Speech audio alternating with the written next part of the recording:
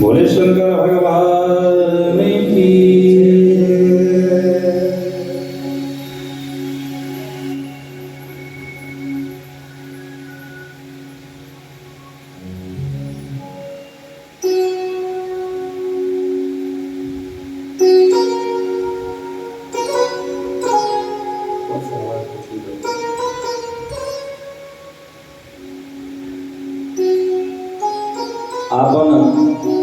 आपण सर्व मिळून भोले बाबाची प्रार्थना करूया। तत्पश्चात कथा।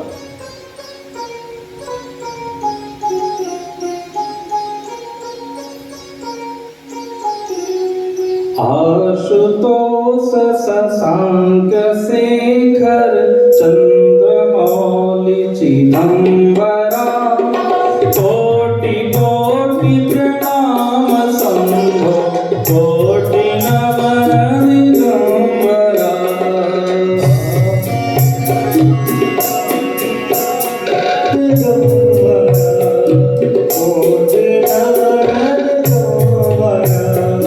निर्विकार ओंकार तुम्ही देवाती देव जगत सर्जक प्रलय करता शिवम सत्यम सुंदरा।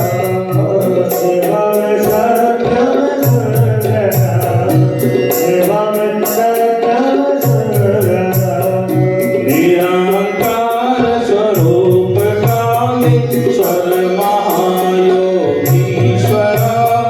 दयानिध दानीश्वर जय जय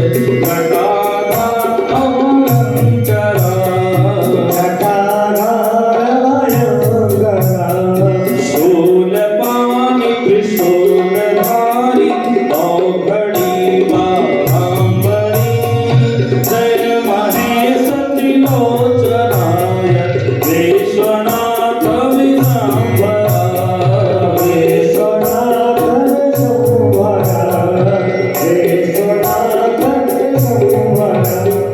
नाथ नागेश्वर हरो नाथ नागेश्वर हरो हर पाप पाप पाप तम महादेव महान भोले सदा शिव शिव शंकरा।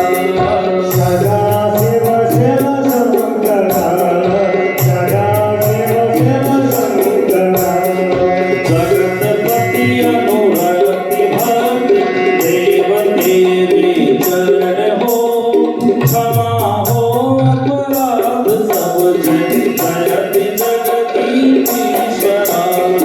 जय जयति जगदीश्वरा जय जगत जगदीश्वरा जय जगत जगदीश्वरा जय जगत जगदीश्वरा। आशुतोष शशांक शेखर चंद्रमौली दिगंबरा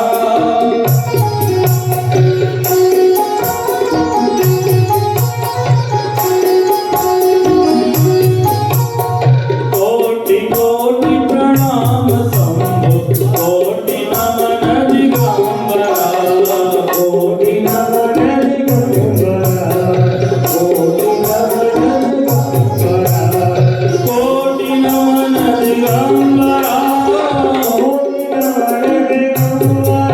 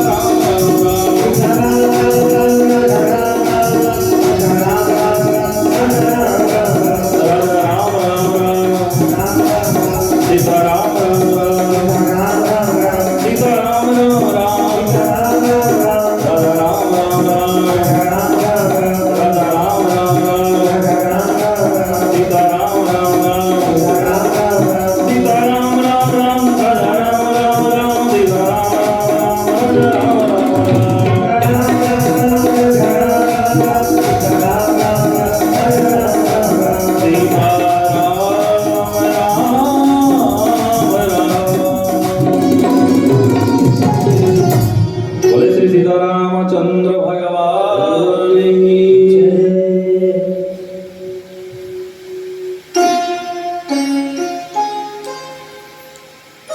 ये आवाज भर के दे नहीं रहा आपको, कहाँ से ये बहुत कम आवाज आ रही है। हाँ, हमने कहा आवाज बहुत कम आ रही, भर के नहीं आ रही।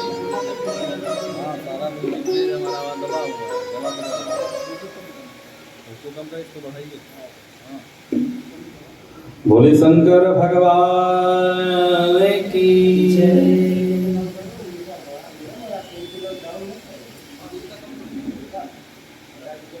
परम मंगलमय आदिदेव महादेव अकारण करुणा करुणालय भक्त वांछा कल्पतरु देवादेव सर्व सबके कष्ट हरने वाले मृत्युंजय महाकाल महारुद्र भूत भावन भोलेनाथ के शिव अनुकंपा से इस संतों की प्रांगण में बैठ करके, महाराष्ट्र संतों का देश है और ऐसे संतों के देश में परम सिद्ध परमहंस बाबा नवनी दास जी महाराज जी की कृपा छाया में बैठ के अयोध्या से पधारे हुए हमारे अंतरल हृदय संत सेवी गो सेवी ब्राह्मण सेवी भगवान में परम आस्था रखने वाले श्री अवध की धरोहर स्वामी श्री राम बालक दास जी महाराज, हमारे आज के यजमान जी एवं कथा में बधाए हुए रसिक श्रोतागण, आज से लेकर के 9 दिवस तक, कितने दिनों तक? 9 दिनों तक हम और आप शिव महापुराण की कथा सुनेंगे। आवाज जा रही हमारी? वहां तो जाएगी, बराबर आ रही आवाज? जो हम कह रहे हैं आप लोग समझ पाना है? कितने लोग हिंदी समझते हैं? जरा हाथ उठाइए। हिंदी कितने लोग समझते हैं? वाह। संस्कृत कितने लोग समझते हैं? संस्कृत, अच्छा। अब मराठी कितने लोग समझते हैं? हम भी उठा लें, क्या बात है। जय महाराष्ट्र। कितने धीरे? अरे भारत माता की, छत्रपति शिवाजी महाराज की जय। महाराष्ट्र तो संतों की भूमि है। भगवान मानस में कहते हैं श्री रामचंद्र जी महाराज की मोह से अधिक संत कर लेखा, मुझसे अधिक संतों का लेखा माना गया। आपके जीवन में भगवान कब मिलेंगे? बोले जब आपके जीवन में संत मिल जाएंगे तो निश्चित है भगवंत आपको मिलना ही मिलना। जैसे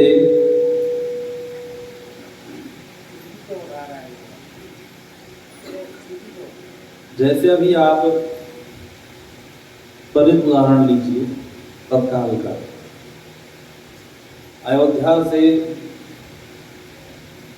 हमारे श्री महाराज जी पधारे, महाराज जी आए। इससे पहले उससे कोई मतलब नहीं भैया, उसको रहने दो, उससे बहुत सी लेट है। तालाब की व्यवस्था हो जाएगी। अरे कहाँ मारा है उमेश?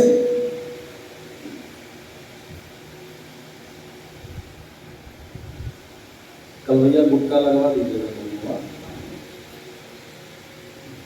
यहाँ। श्री राम श्री महाराज जी आए। अभी इससे पहले कथा हुई थी आपके पड़ोस में, बुल्ढाना में हुई थी ना, वो भी कथा। वहां के बाद फिर महाराज जी आए पीछे पीछे, थोड़ा सा ही बोला तो आप चालू,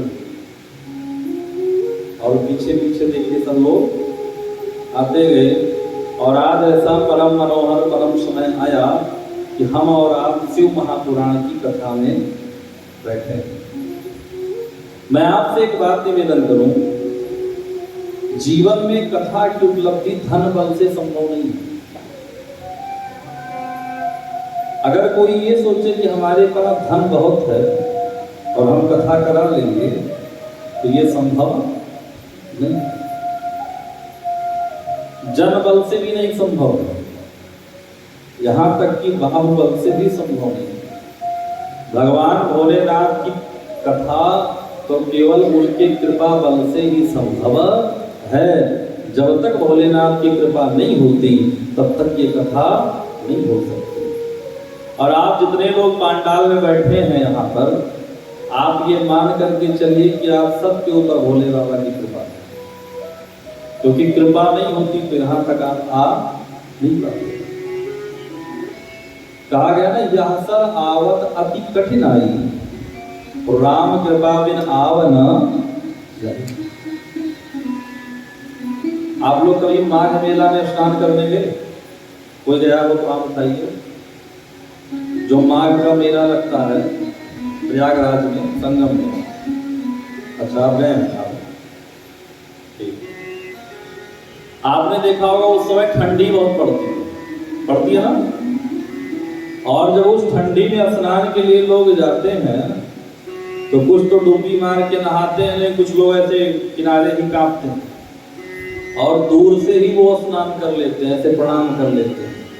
वो कहते हैं गंगा दर्शन ही स्नान है। जानते क्यों? यहां से तो वो चले जाते हैं, लेकिन जब उनका पाप जो होता है वो स्नान करने नहीं देता, पाप स्नान करने नहीं देता।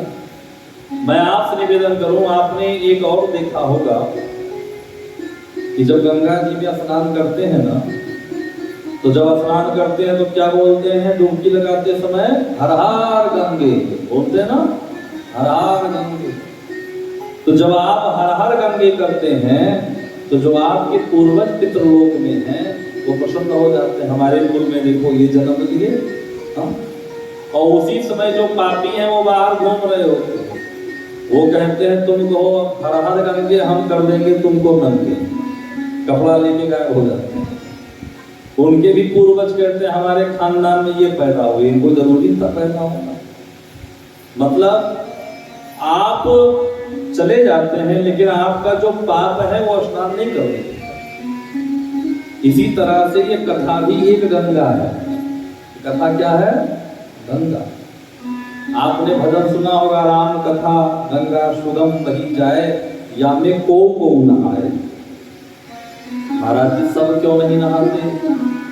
बोले सब नहाएंगे तो सृष्टि का क्रम बदल जाए। क्या क्रम? आप विचार करो, आप विचार करो कि अगर सभी लोग अच्छे हो जाएं तो ये थाना, पुलिस, काला कोर्ट की आवश्यकता पड़ेगी तो? हाँ, इनकी तो नौकरी चली जाएगी। क्या करेंगे?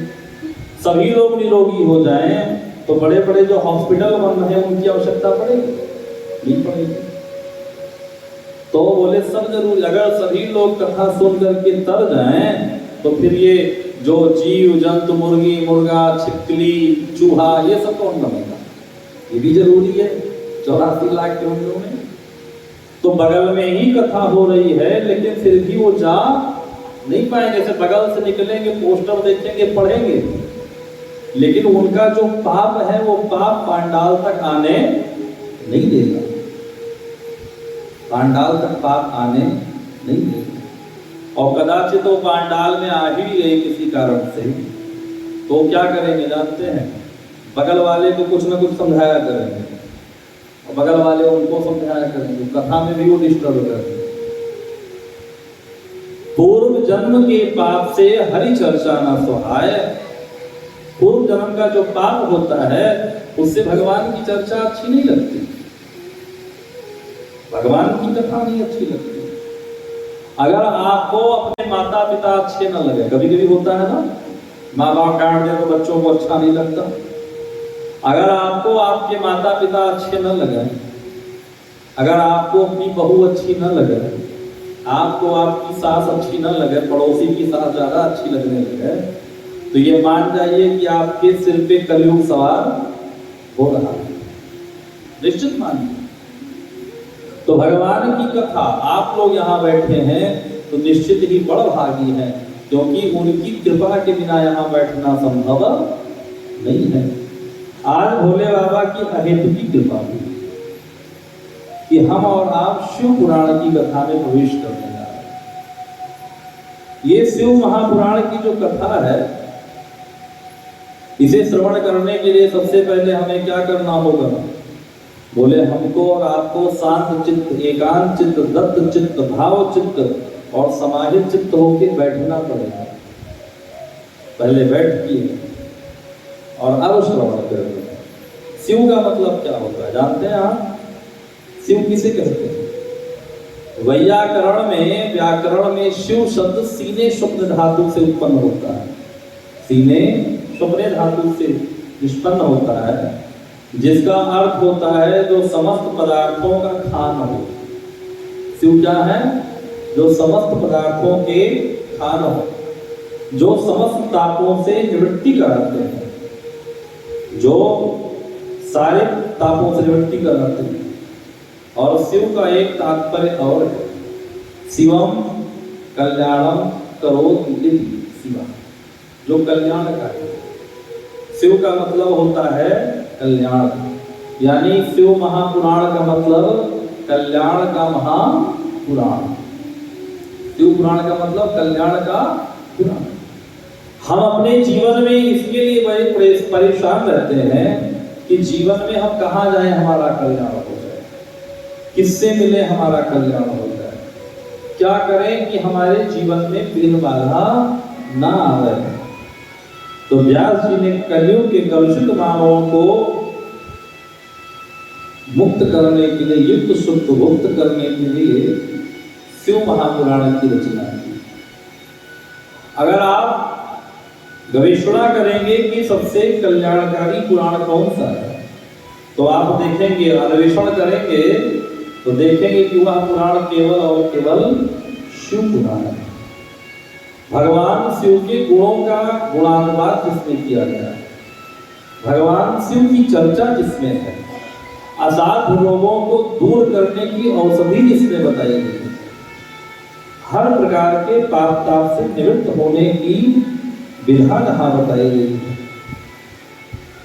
पुराण अगर हम अपने जीवन में कुछ करना चाहते हैं तो हमें उस परम तत्व को जानने के लिए पुराण का आश्रय लेना पड़ेगा। ऋते ज्ञानम न मुक्ति, जीवन में हमें सब कुछ मिल जाए, लेकिन अगर हमारे जीवन में ज्ञान नहीं है तो हमारी मुक्ति होने वाली। आप सोचो, बिना मार्कशीट देखे यहाँ की फैक्ट्री आपको नौकरी नहीं देती, तो बिना ज्ञान के मुक्ति कैसे हो जाए? तो ज्ञान कहाँ है? बोले हम भारतवासी तो ज्ञान के मामले में बड़े संपन्न हैं। क्यों? बोले हमें जो ज्ञान की राशि है वो वेद मिला है। क्या मिला है? वेद, जो बहुत ज्ञान है, जिसमें अपूर्ण ज्ञान था। वेद स्वामी जब भारत आया, चीनी दार्शनिक वेद पढ़ा, उसने कहा कि वेदों निश्चित है, ये जो चारों वेद हैं इन्हें लिखने वाला कोई मनुष्य नहीं है। फिर ये क्या है? बोले वेद को अपौरुषेय ही कहते हैं, ये भगवान की श्वास है। वेद आपसे पूछा जाए आपकी सांस आपके साथ कब से है, आप बताओ, बता पाओगे? आप बताओ कि जब से हम हैं तब से श्वास है, और जब से श्वास तब से हम हैं। एक मजे की बात आपको बताएं, अभी कोरोना आया था, कोरोना 2 बार आके चला गया।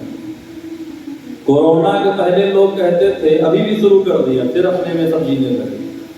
कोरोना के पहले जब चर्चा हो कि आइए कथा सुन लीजिए लोग क्या कहते थे? हमें तो सांस लेने की फुर्सत है, सांस लेने की फुर्सत है। शादी का नातेदारी रिश्तेदारी, बोले सांस लेने की फुर्सत नहीं। भगवान ने कहा तुम लोगों को लगता है ये सांस फ्री में मिला है क्या?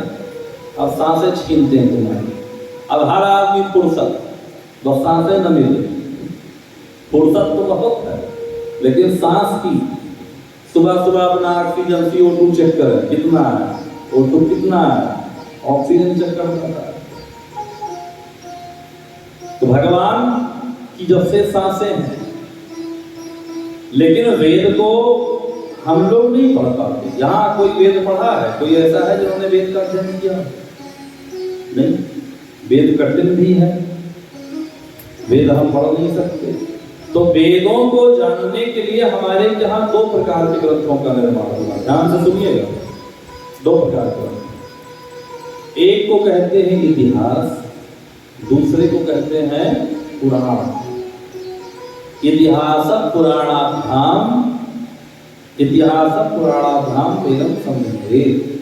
इतिहास और पुराण। हमारे यहाँ इतिहास कितने हैं? कोई बताएगा? अच्छा, आप लोग बोलते नहीं है क्या? नहीं बोलते? झगड़ा वगड़ा पड़ोसी से नहीं। जो पूछे वो बोला कि आप भी बोलेंगे तो आनंद आएगा। इतिहास कितने हैं हमारे यहाँ? कोई जानते हैं? न जानिए तो ऐसे कर दीजिए नहीं। इतिहास हमारे यहाँ 2 हैं, ये सभी सनातनियों को जानना चाहिए। कौन कौन से? एक को कहते हैं रामायण और दूसरे को कहते हैं महाभारत। इतिहास का मतलब क्या होता है? इतिहास इति मतलब ऐसा, हास मतलब हुआ था, जो सत्य है ऐसा हुआ था। इतिहास है रामायण और महाभारत।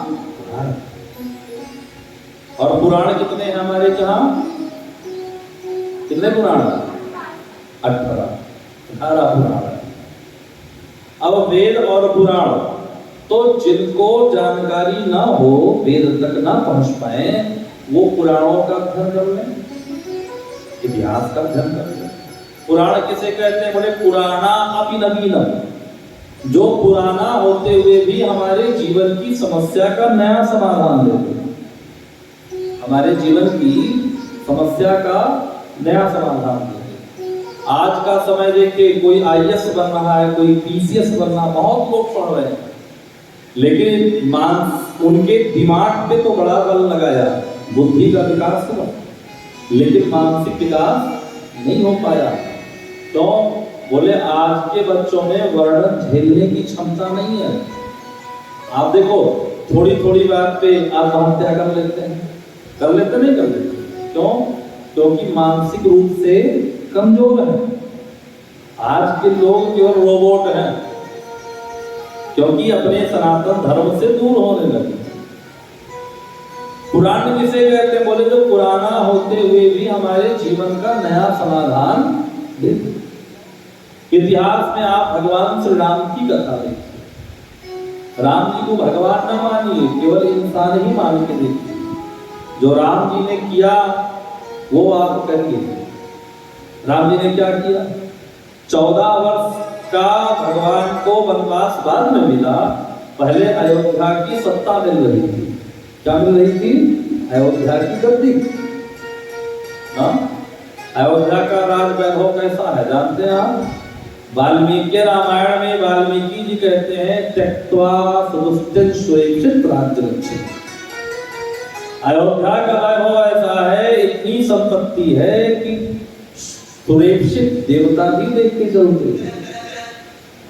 लेकिन जब भगवान को छोड़ना हुआ तो भगवान ने एक क्षण में त्याग किया। आज से मैं निवेदन करूं, प्रधानमंत्री की कुर्सी सरक जाए तो 1 साल नींद नहीं आएगी। चलो प्रधानमंत्री छोड़ो, प्रधान की ही कुर्सी सो जाए तो 1 महीना तो नहीं है सोएगा। हाँ, लेकिन भगवान अयोध्या के चक्रवर्ती सम्राट बनते बनते भगवान ने छोड़ दिया। और जब छोड़ दिया तो छोड़ के भगवान जंगल गए। भगवान ने अपना मित्र किसे बनाया? आज के समय में मित्रता भी स्टेटस देख के होता है। स्टेटस सिंपल से लोग मित्रता करते हैं। अगर आप विधायक हैं तो विधायक ही मित्र होंगे आप। अगर आप डॉक्टर हैं तो डॉक्टर ही है, डॉक्टर को कभी ठेले वाले को मित्र नहीं बनाते, आपको देखा होगा, रिक्शे वाले मित्र होगा भी तो उसे वो भूल जाएंगे, उसे नहीं याद करेंगे। लेकिन भगवान श्री राम ने किसे मित्र बनाया? भगवान श्री राम जब निकले तो निषाद राज को मित्र बनाया। भगवान श्री राम जब आगे बढ़े तो सुग्रीव जैसे वंचित को गले लगाया, कोलभीलों को गले लगाया, वानरों को, भालुओं को, वृक्षों को। यानी ये राम कथा हमारे जीवन में ये संदेश देती है, ये इतिहास की कथा हमारे जीवन में संदेश देती है कि हम उसको जाने, अपने जीवन में उतारें, और जब जीवन में उतारेंगे तो निश्चित है हमारा कल्याण ही कल्याण होगा, निश्चित है कल्याण। ये कौन सी कथा है? इतिहास कि जो हमें मुगलों की त्रासदी पढ़ाई जाती है, हमारा इतिहास नहीं है, इतिहास की कथा कि आप वहां से शिक्षा लीजिए। आपके जीवन में थोड़ा सा कष्ट आता है, आप रोने लगते हैं, अरे अब क्या बताएं, बड़ी समस्या है, बड़ी समस्या है। भगवान राम से ज्यादा समस्या आपके जीवन में।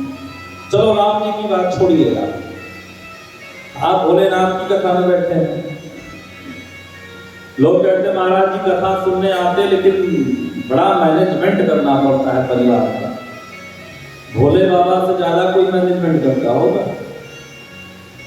बड़े आदमी के घर में पार्किंग की व्यवस्था होती है ना, गाड़ी पार्क करने की।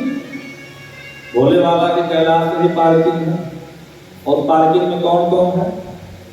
एक तरफ भोले बाबा के नंदी पार्क है, भोले बाबा की सवारी नंदी, और बगल में माता जगदम्बा की सवारी शेर। दोनों परस्पर दुश्मन, लेकिन एक दूसरे से बातचीत नहीं करते। गणेश जी की सवारी चूहा, और कार्तिकेय जी की सवारी मोर। भोले बाबा के गले में है सांप, लेकिन फिर भी तीनों आपस में बात नहीं करते, तीनों नहीं भी बात करते, सब बैठे। मतलब भोले बाबा ने ये मैनेजमेंट रखा है। और ये मैनेजमेंट कैसे आया? आप देखिए भोले बाबा को भजन हमेशा करते रहते, ये भजन का प्रभाव है।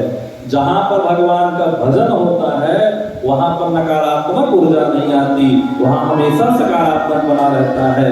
इसलिए जीवन में भजन करना चाहिए। भगवान राम से शिक्षा लें, भगवान भोलेनाथ से शिक्षा लें।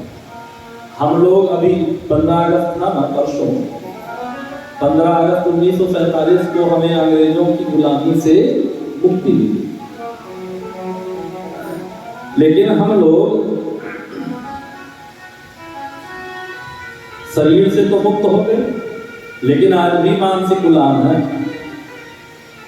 अपने बच्चे से सुबह सुबह कहते बेटा सुबह सुबह बोलो गुड मॉर्निंग, बेटा कहता है गुड मॉर्निंग, पापा भी कहते हैं गुड मॉर्निंग। गुड मतलब क्या होता है? गुड मीन्स अच्छा, है ना, और मॉर्निंग मीन्स सुबह। मतलब एक ने कहा अच्छी सुबह, दूसरे ने भी कह दिया अच्छी सुबह, बस हो गई अच्छी सुबह, हो जाएगी क्या? चलिए मान लिया हम कहते हैं रसगुल्ला, आप भी बोलिए रसगुल्ला, बोलिए बोलिए रसगुल्ला, बोल दिए, हम सुन नहीं पाए, फिर से बोलिए रसगुल्ला। मुंह मीठा हो गया? नहीं हुआ ना? क्यों? क्योंकि मुंह मीठा करने के लिए उसे खाना पड़ेगा, ऐसे नहीं होगा। तो गुड मॉर्निंग कहने से मॉर्निंग गुड नहीं होगी। फिर बोले शिक्षा लीजिए, प्रातः काल उठी कर रघुनाथ, प्रातः काल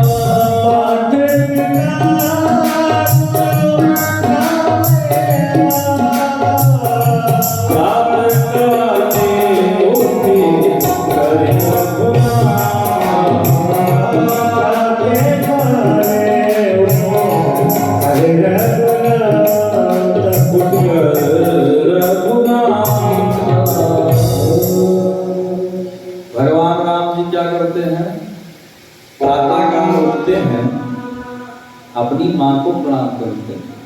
किसे? माँ को।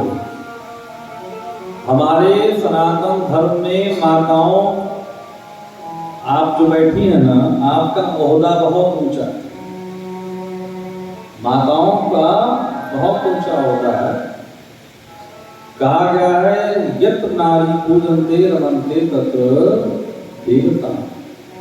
जिस घर में स्त्री का पूजा होता है, जिस घर की बिटिया खिलखिलाती हैं, जिस घर की बहू मगन होकर के आंगन में विचरण करती है, उसके घर में साक्षात लक्ष्मी माँ का निवास होता है।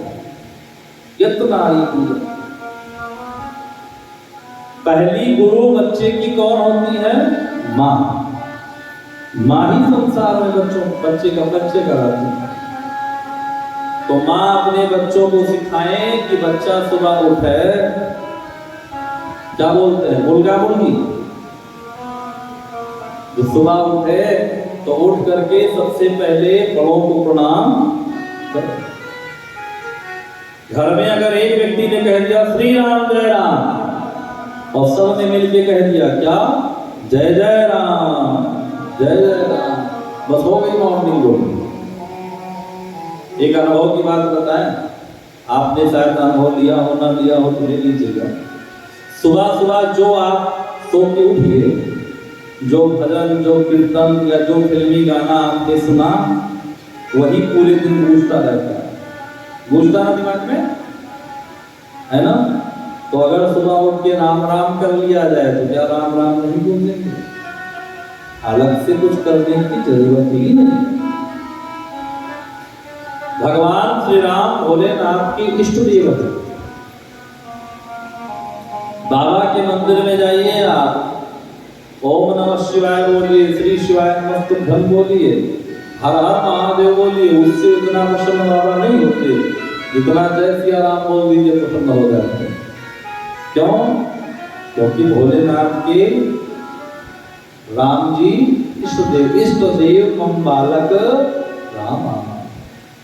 राम जी भोलेनाथ के इष्ट देव हैं।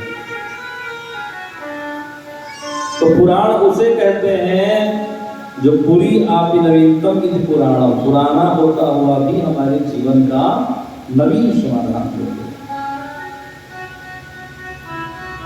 दूसरा अर्थ क्या है? बोले पुराण जीव अंतःकरणानि उज्ज्वेति इति पुराणम। जो हमारे अंतःकरण को उजाला से भर दे उसे कहते हैं पुराण। हमारे जीवन को उजाला से भर दे। अच्छा, आप मान लीजिए कि आप 10 साल से अपना घर छोड़ के कहीं और रह रहे हैं, शहर में मान लीजिए, 10 साल बाद लौट करके आए। जो आप लौट करके आए तो आपने देखा कि आपके घर में अंधेरा बहुत है। क्या है? अंधेरा। तो अंधेरा कैसे दूर होगा? तलवार से, गोली बंदूक से, बम से? बोले नहीं। फिर बोले एक दीपक से। एक दीपक जलाइए, अंधेरा। अच्छा, आप 10 साल से घर छोड़ के गए थे तो क्या 10 दीपक जलाना पड़ेगा? बोले ना, एक दीपक। तो ये जो शिव पुराण है, ये आपके जीवन का जो अंधकार है, उस अंधकार को मिटा देगा। जो जीवन में अंधकार भरा है उसको मिटा देगा। कल्याण चाहिए तो शिव पुराण अवश्य सुनिए। अपने आप में आप सोचिए कि आप कौन है? आप कौन है? आज जब रात में जाइएगा, खा पी के बिस्तर पे लेटिएगा, 2 मिनट के लिए बिल्कुल मौन होकर के सोचिएगा कि मैं कौन हूं। अगर मैं नेत्र हूं तो एक दिन ऐसा आता है कि नेत्रों से दिखना कम हो जाता है। मैं रोक तो नहीं पाता। हाँ, मैं हाथ हूं तो एक दिन खाली अटैक भी आ जाता है, हाथ काम नहीं करता। मैं पैर हूं, पैर भी काम नहीं करता। अगर मैं हृदय हूं तो एक दिन धड़कन रुक जाती है और मैं उसे रोक नहीं पाता। तो आखिर मैं हूं कौन? हमारे आप में क्या समस्या जानते हैं? हम लोग दूसरे के बारे में बड़ी चिंता करते हैं, वो ऐसा कर रहा, वो ऐसा कर रहा, वो ये वो। अरे आप उसे नहीं जानते हो, अंदर से बड़ा काला है। अरे आप खुद को जानते हो, आप कितने अच्छे हो। कभी भी खोज करिए तो अपनी खोज करिए। जब आप लेटेंगे 2 मिनट चिंतन करेंगे तो केवल और केवल आपके मन में एक ही बात आएगी, क्या? कि हे भोले बाबा, आप मेरे जीवन के आधार बन के आओ, क्योंकि उनके बिना कल्याण नहीं है। ये जो मैं बात आपसे कह रहा हूं, ये बात चाहे आप आज समझिए, चाहे कल समझिए, चाहे 9 दिन में समझिए, चाहे 84 लाख योगियों में घूमने के बाद समझिए, लेकिन समझने के समझे बिना कल्याण नहीं। आज तो प्रथम दिवस से प्रथम बैठक है, कुछ हम आप लोगों को समझेंगे, कुछ आप लोग हमें समझेंगे। हाँ, फिर भगवान की कथा हो। लेकिन कथा कहने से और कथा सुनने से पहले भोले बाबा को अपने मन में, हृदय में धारण करिए। अकेले में जब आप सोचेंगे रात्रि में लेट करके, तो मुख से केवल एक ही बात आ रही है, क्या?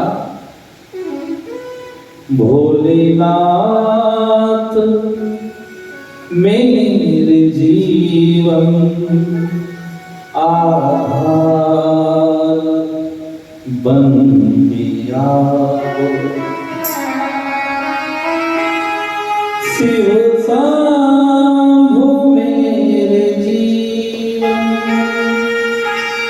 आधार बन गया, शिव शंभु मेरे जीवन आधार बन गया। भोलेनाथ मेरे जीवन आधार बन गया, भोलेनाथ मेरा जीवन आधार बन गया, भोलेनाथ मेरा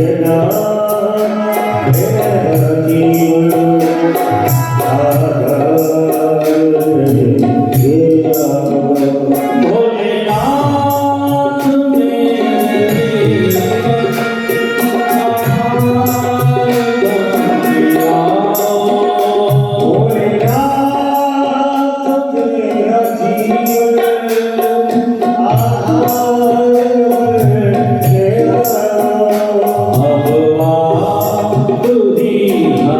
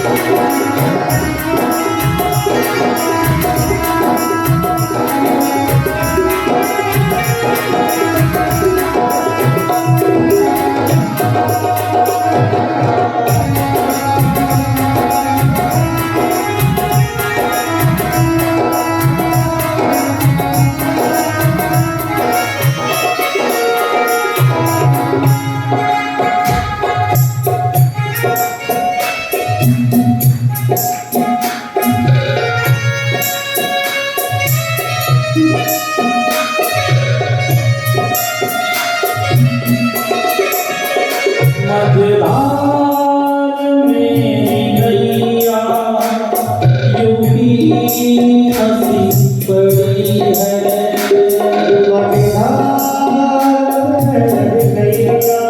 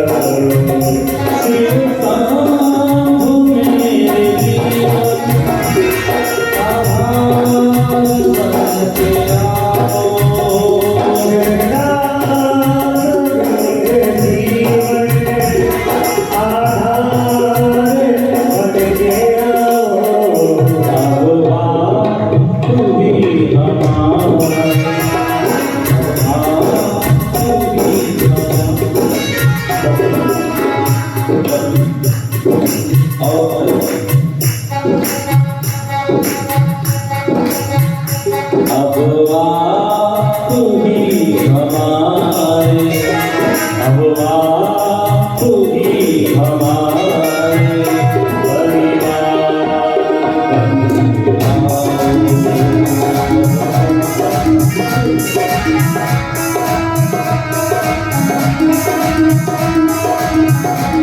जब आप विचार करेंगे तो सोचते सोचते आप विचार करिएगा कि अगर माँ बाप हमारे हैं तो माँ बाप जाने के बाद कोई चिट्ठी भेजते हैं कि बेटा हम तो बोले हैं छुट्टी है या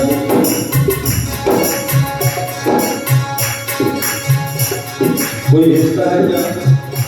अगर बच्चे हमारे अपने हैं तो माताएं कभी कभी ना जाने कितने बच्चों का जो अनैतिक व्यवहार आता है उसका गर्भपात भी करा देते हैं। फिर एक बात देखिए, माता पिता स्नेही सब स्वार्थ के लिए है।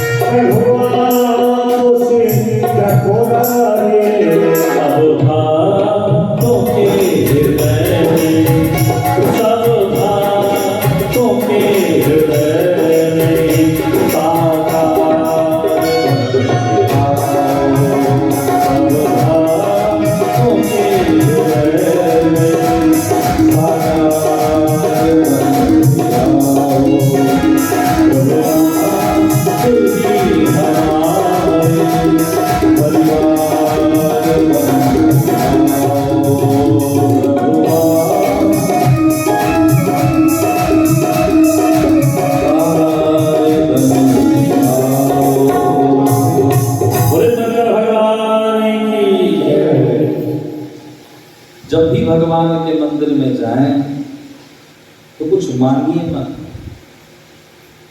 रात को जब आप सोएंगे ना और ये आपका विचार हो जाएगा कि हम क्या है, परिवार क्या है, संसार क्या है, तब मंदिर में जाइए तो मांगिए मत। मांगना है तो केवल भगवान से उनकी भक्ति मांगिए। अच्छा आप एक बात बताओ, आपका कोई पड़ोसी हो, आपका कोई मित्र हो, आपको बहुत प्रेम करता हो, क्या करता हो? प्रेम। आप भी उससे बहुत प्यार करते हो, लेकिन रोज सवेरे कटोरा लेके पहुंच जाए, चीनी दे दो, नमक दे दो, चट पत्ती दे दो, कब तक प्रेम कर पाओगे? कर पाओगे आप? ये भिखारी लोग चला आता है। हम लोग भी ऐसे भगवान के मंदिर जाते हैं, 10 रुपए का प्रसाद चढ़ाएंगे तो 1000 रुपए का अपना वहां लिखवा देंगे, महाराज ये वो कुछ भूल गई हूँ, अगली बार आऊंगी तो वो भी बता दूंगी। सोच आता करते नहीं व्यक्ति। कुछ लोग तो ऐसे हैं, मैं एक सच्ची घटना आपसे निवेदन करूं। हमारे अयोध्या जी में हनुमानगढ़ी है, जानते हैं आप लोग? हनुमानगढ़ी। जब भगवान श्री राम अयोध्या धाम को छोड़ के जाने लगे ना साकेत, तो भगवान सबको लेकर गए थे। हनुमान जी से बोले चलिए, हनुमान जी ने कहा प्रभु वहां आपकी कथा मिलेगी। भगवान ने कहा वहां तो हम खुद मिलते हैं, कथा हमारी कहाँ मिलेगी? ये हनुमान जी क्या है? रामचरित सुनवे को रसिया, रामचरित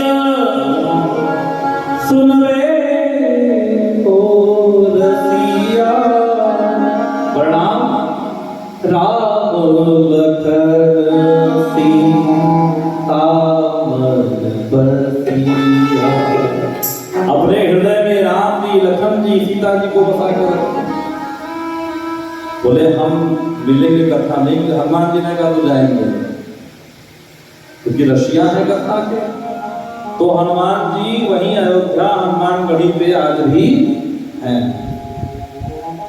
देखिए मैं आपसे बताऊं, निवेदन करूं आपसे, जानते तो आप सब कुछ है, बस बताना है कि आपने सुना है ना, कोई राम जी त्रेता में थे, कृष्ण भगवान द्वापर में थे, लेकिन हनुमान जी चारों जुग पर ताप तुम्हारा। चारों जुग में हनुमान जी है। तो हनुमान जी, हनुमानगढ़ी की घटना आपको मैं बता रहा हूँ। एक सेठ जी 2 किलो देसी घी का लड्डू लेके पहुंचे। कौन सा लड्डू? देसी घी का लड्डू लेकर के पहुंचे तो भीड़ बहुत होती है। सेठ जी ने लड्डू दिया तो पुजारी जी के पास इतना समय तो है नहीं कि उसमें से एक लड्डू निकाल के भोग लगाए, तो घंटी बजाए वापस करें। आपने देखा होगा कैसे होता है। तो पंडित जी ने एक झटका मारा, हनुमान जी की तरफ फेंका, तो करीब 1.5 किलो लड्डू चला गया हनुमानगढ़ी में। हनुमान जी के पास आधा किलो वापस लौटा।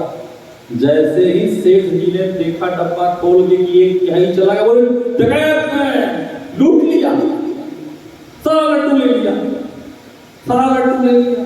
लोगों ने कहा तो आए लोग, बोले चढ़ाने आए थे। अरे आपको तो खुश होना चाहिए कि 1.5 किलो हमारा चला गया। लेकिन व्यक्ति यहाँ भी 420 रखता है कि लड्डू चढ़ाने, दिखाना है भगवान को, खाना है खुद को।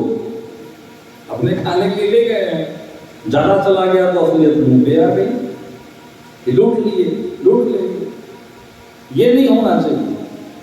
जब आप देखेंगे, विचार करके देखेंगे एकांत में, तो आपको लगेगा कि भगवान से नहीं मांगना है, भगवान को ही मांग लेना है। और जिस दिन भगवान को ही मांग लेंगे ना, जा पर कृपा राम के होई, तापे कृपा करे सब होई, सब उसके ऊपर कृपा करे। भगवान को रोज जाकर के ये नहीं कि कुछ दे दीजिए, केवल कृपा करें। हम आप शिव महापुराण की कथा में बैठे हैं।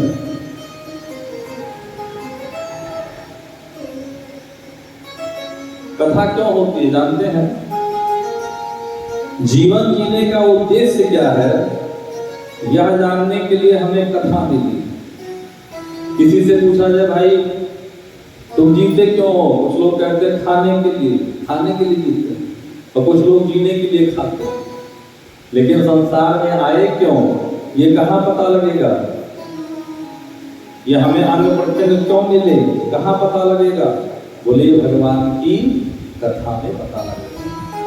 कथा मतलब क्या होता है?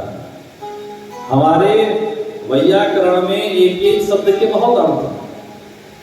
अगर उपनिषदों में देखा जाए तो का मतलब होता है ब्रह्म, का मतलब ब्रह्म, का मतलब ज्ञान, का मतलब सार, कम सारम, और था का मतलब क्या होता है? बोले स्थापितना, स्थापित करना, थायति स्थायति। तो कथा का मतलब बोले कम ब्रह्मम जायति अस्थायति इति कथा। जो ब्रह्म को हमारे हृदय में बैठा दे वो है कथा। कम ज्ञानम थायति अस्थायति इति कथा। जो हमारे हृदय में ज्ञान को भर दे वो है कथा।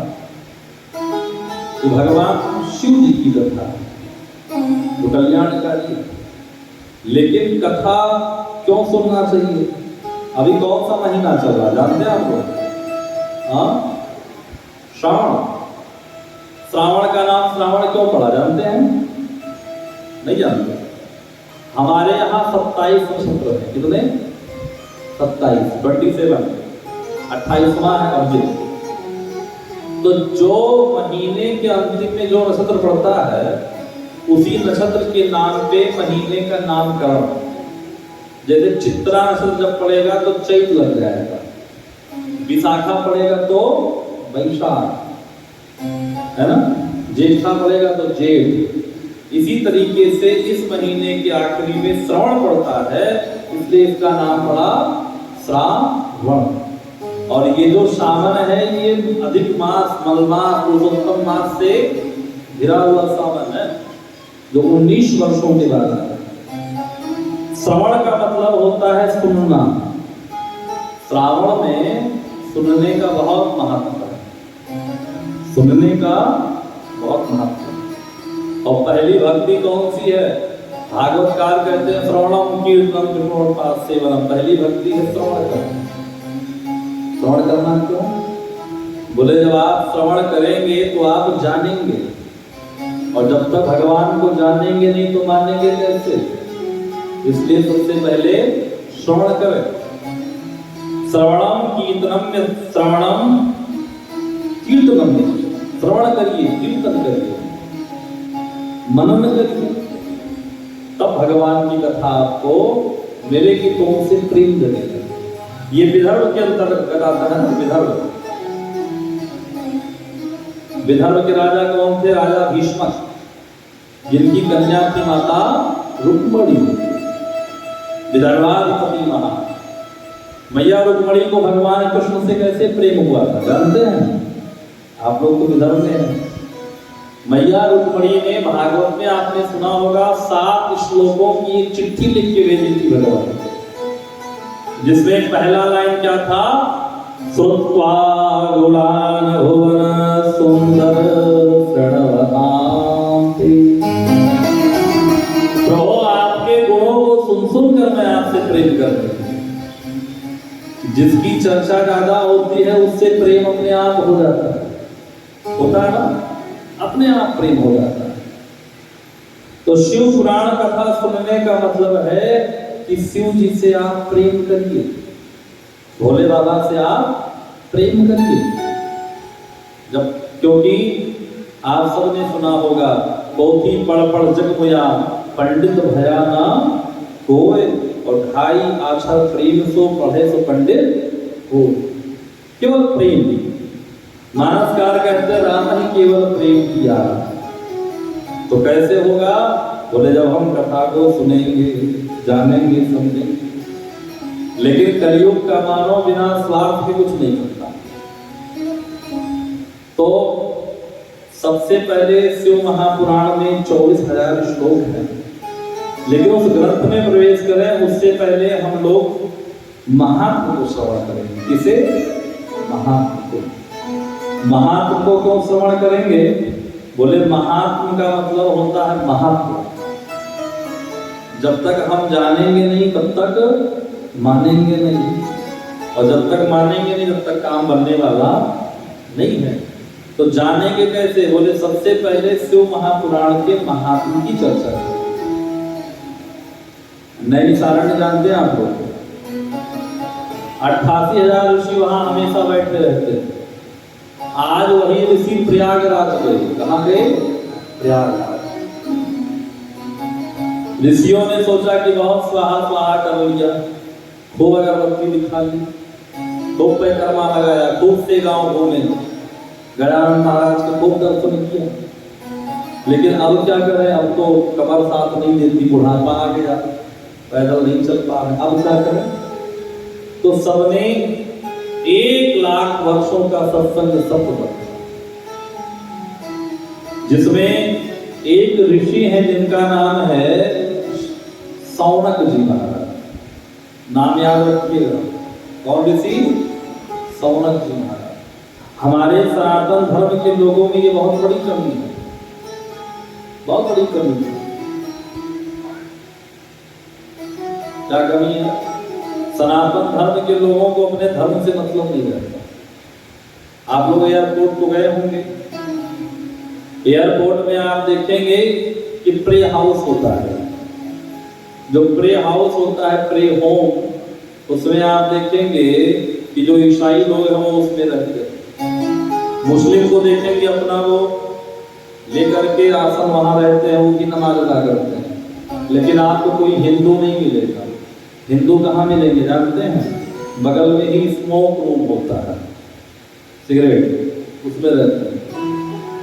प्रत्येक सनातनी को अपने धर्म के बारे में जानना चाहिए, अपने ग्रंथ के बारे में जानना चाहिए। सौनक जी महाराज जो 88,000 ऋषियों को लेकर चलते हैं। कितने ऋषियों को? 88,000। 88,000 ऋषियों का चलता फिरता प्रयाग है,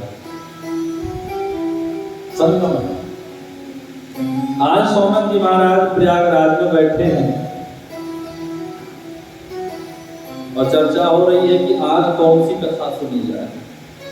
तब तक इनके बीच में एक ऋषि है सूत जी महाराज, जिनका एक नाम है रोमहर्षण। जब ये कथा कहते हैं तो रोम हर्षित हो जाता है।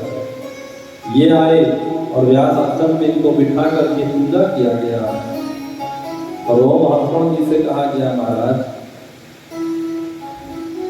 हे हे सूत महाप्राज्ञ सर्व सिद्धांत विद प्रभु आख्याहि कथा सारं पुराणानां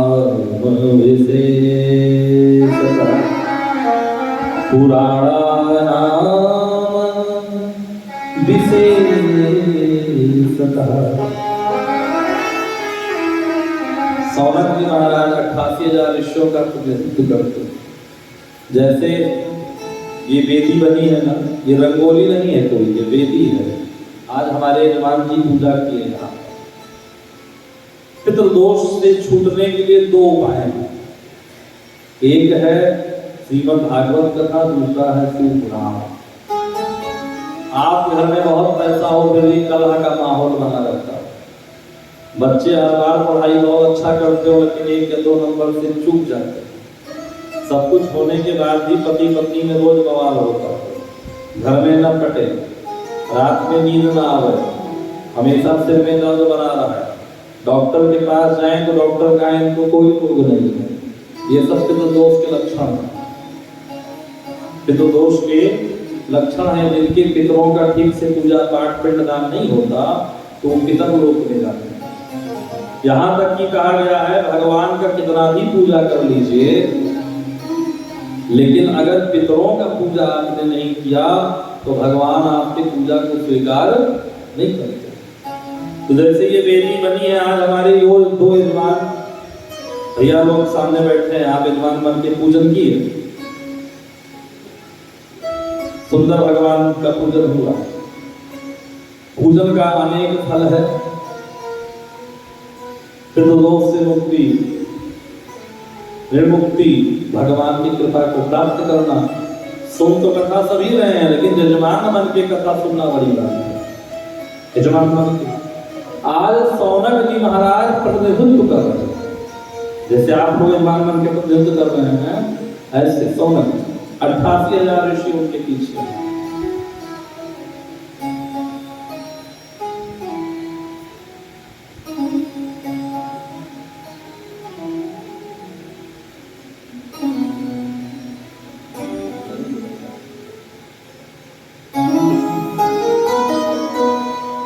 बोलिए सौनक जी महाराज की। तो सौनक जी सूत जी को बैठाते हैं और सूत जी से प्रश्न किया कि हे सूत जी, आप बड़े विद्वान हैं, बुद्धिमान, भगवान की गुरु की कृपा आपके ऊपर है, आप हमें पुराणों की कथा श्रवण कराइए। सदाचारस्य सद्भक्त विवेको वर्धते कथम। महाराज जी, सदाचार को कैसे बढ़ाया जाए, विवेक को कैसे बढ़ाया जाए? पहले के जो संत थे वो क्या करते थे, ये हमें बताइए। स्विकार निरश्च सज्जने क्रियते कथम। स्वयं के विकार को दूर करने के लिए सज्जन क्या करते थे? इस घोर कलयुग में प्रत्येक व्यक्ति आसुरी स्वभाव का हो गया। किसी से भी पूछिए, बोलेगा क्रोध बहुत आता, क्रोधार्जिता कुटिलाश्च कथन। ऐसे व्यक्ति की मुक्ति कैसे हो? एक माता जी रोज भगवान को अमरूद चढ़ाती थी और बदले में मांगती थी भगवान हमें पोता हो जाए। पोता समझते हैं ना, पोता हो जाए। तो अमरूद कौन सा चढ़ाती थी? जो अमरूद सड़ा हुआ होता था, जो फटा नोट कहीं नहीं चलता वो आरती में आ जाता है। हाँ, जो कहीं जो कपड़ा कोई नहीं पूछता वो पंडित जी को दे दिया जाता है कि दान कर दिए। जो कहीं नहीं पूछा जाता वही मिठाई लाके यहाँ भोग लगा दिया जाता है। ऐसा नहीं होना चाहिए। अब माता जी पिलपिला अमरूद दान कर दे जाके चढ़ाती थी। भगवान के पास एक पोता हुआ, लेकिन पोता भी उनको पिलपिले हो गया, पिलपिला पोता लेके पहुंची महाराज जी। क्या पंडित जी ने कहा, जैसे तुम्हारे अमरूद वैसे तुम्हारा पोता। जैसे अमरूद चाहते थे वैसे पोता। कलयुग का जीव बड़ा बुद्धिमान है, लेकिन हमेशा नासमझी करता है।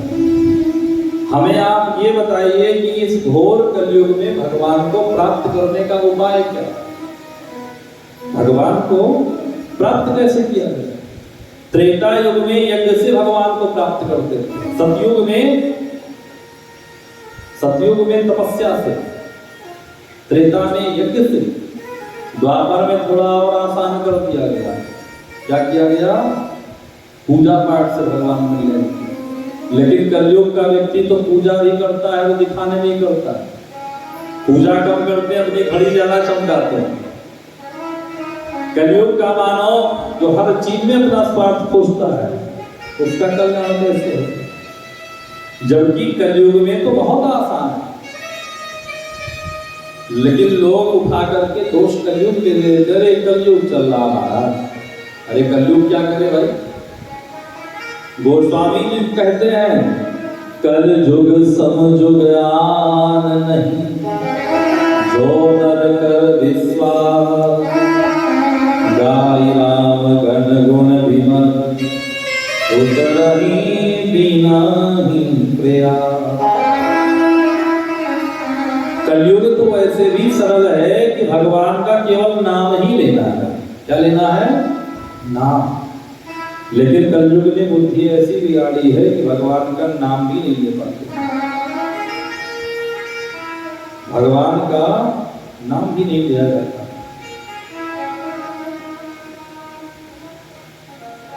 भगवान का नाम भी नहीं ले पाते। तो कलयुग को कैसे, कलयुग में भगवान को कैसे प्राप्त किया जाए? उपाय क्या है भगवान को प्राप्त करने का? बोले भगवान को प्राप्त करने का उपाय है उनका कीर्तन, उनका मन। सूर्य कहते सुनो, सर्वसिद्धांत निष्पन्नम भक्त्यादिकवर्धनम् शिवतोषकरं दिव्यं शृणुरसरसायनम्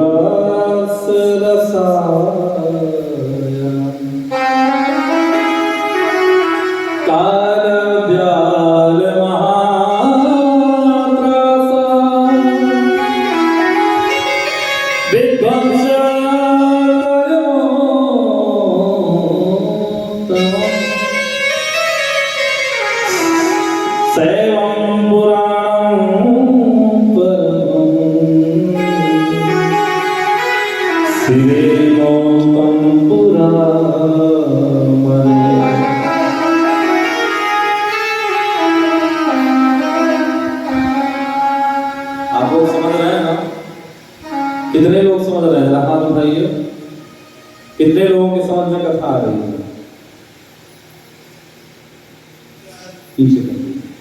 सही बात है ना। समझ कौन बना? जो नहीं समझ पा रहे होंगे वो भी उठा ही दिए होंगे। देखिए, भगवान की कथा जो होती है ना, जो विद्यालय में पढ़ाने मास्टर जाते हैं, तो जब नर्सरी केजी में जाते हैं उन्हें पता है नर्सरी विद्यार्थी, हाई स्कूल वाले को पता है हाई स्कूल के हैं, कॉलेज को पता है कॉलेज के विद्यार्थी हैं। लेकिन इस कथा में नर्सरी से लेके एमए तक लोग बैठते हैं ना। तो कभी कभी नीची बात होने लगे, नर्सरी की जो जानकार होंगे बोलेंगे ये कौन कथा हो, और एमए की बात होने लगे तो बीच वाले खोपड़ी ऊपर से निकल जाएगा, समझ में नहीं आएगा।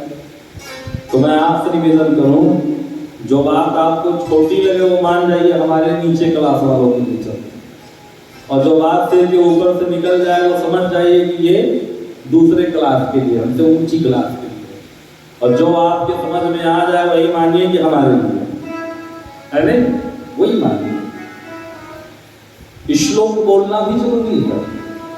श्लोक बोलना क्या जो व्यास जी ने लिखा है, कथा कैसी हो, कथा में परपंच भी हो सकता है, 2.5 घंटा हम समय की बात कर सकते हैं, लेकिन ये कथा करनी है ना।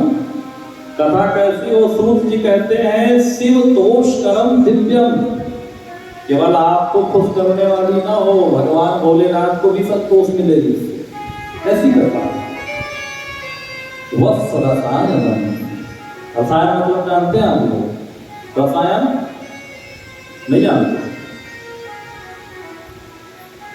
हमारे आयुर्वेद में 2 प्रकार से दवा की जाती है। कितने प्रकार से? 2 प्रकार। एक को कहते हैं औषधि, एक को कहते हैं रसायन। जब आप बीमार हो जाते हैं तो जो डॉक्टर आपको दवा देते हैं उसे क्या कहते हैं? औषधि। लेकिन आप बीमार ही ना हो इसके लिए जो दवा हो रसायन। जैसे च्यवनप्राश, च्यवनप्राश क्यों खाया जाता है? कि आप बीमार ना हो, इम्यूनिटी सिस्टम आपका बढ़िया बना। इसी प्रकार से जो भोलेनाथ की कथा है ये आपको बीमार होने ही नहीं देगी। ऐसा नहीं शारीरिक बीमार नहीं होने देगी, जो मानसिक बीमारी है वो नहीं होने देगी। सूत जी कहते हैं व्यासे नोक्तम तु संक्षेप्यात् कलिजानाम हिताय वः। ये शिव पुराण की कथा स्वयं भोले बाबा ने माता पार्वती को सुनाई। पहले इसमें 12 संहिताएं थी, 1 लाख श्लोक थे, लेकिन कलयुग का मानो तो 2 घंटा भी नहीं बैठ सकता। कुछ देर में दाहिना पैर आगे जाएगा ऐसे, फिर आदमी ऐसे बैठ जाएंगे, फिर ऐसे बैठेंगे, फिर 1-2 बार उठक बैठक निकलेंगे। तो 2 घंटे नहीं बैठ पाएंगे, 1 लाख श्लोक कैसे सुनेंगे? तब बोले व्यास जी ने कलयुग मानव की कलुषता को समझ करके इसके केवल 24,000 श्लोक किए और 7 संहिताएं। कितनी संहिताएं? 7 संहिताएं। और इसको जन्मांतरे भवेत् पुण्यम महादस्य सुधीमता तस्य प्रीतिर्भवेत् तत्र महाभाग्यतो मुने। शिव पुराण की कथा कौन सुनेगा? बोले जिसके जन्म जन्मांतर के कल्पांतर के पुण्य उदय हो जाए।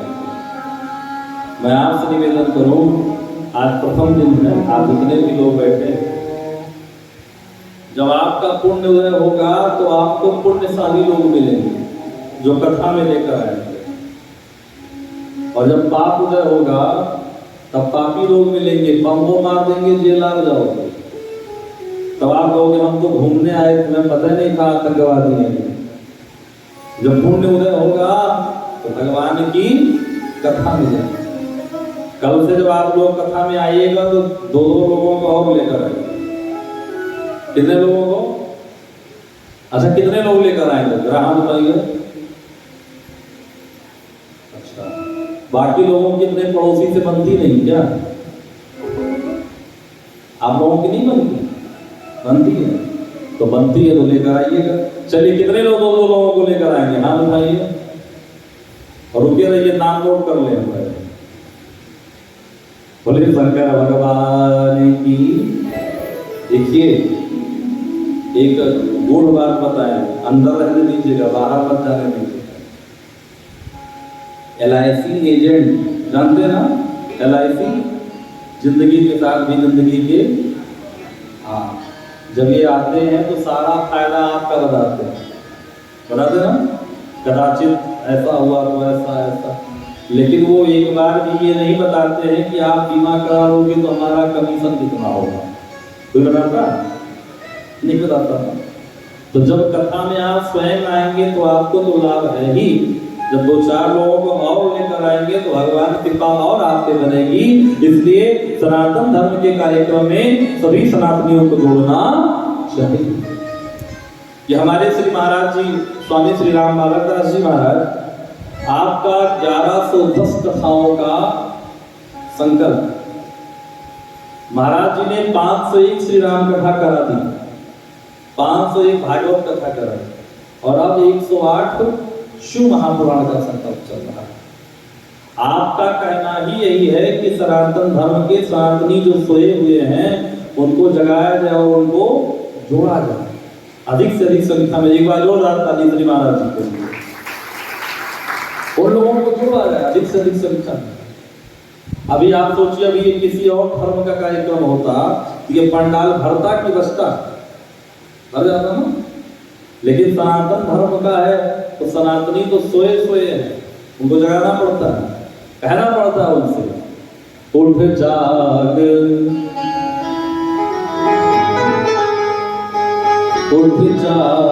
मुसाफिर, भोर भाई अब रहने कहाँ जो सोवत है, जो सोवत है सो खोवत है, जो जागत है सो पावत है। इन्हें जगाना पड़ता है, तो आप लोग भी अपने पड़ोसियों को जगा के लाइएगा, सबको जगा के। श्री सूत जी महाराज कहते हैं, वंदे शिव पुराण ही सर्वदा हम सुनती।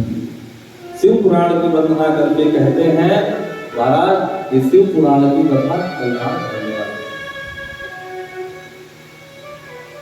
सौनक जी ने कहा, के शुद्धंति वदंति मह्यम, कलयुग के जीव को अगर पता ना लगे हमें आपको कि लाभ क्या है, तो बिना लाभ के तो कुछ करते नहीं।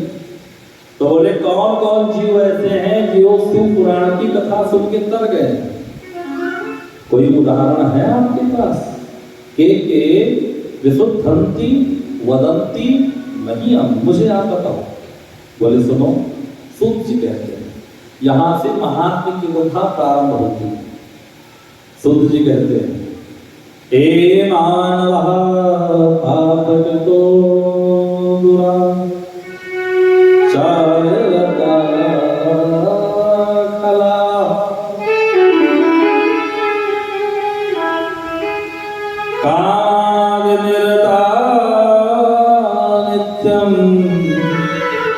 ते अपि शुद्धे।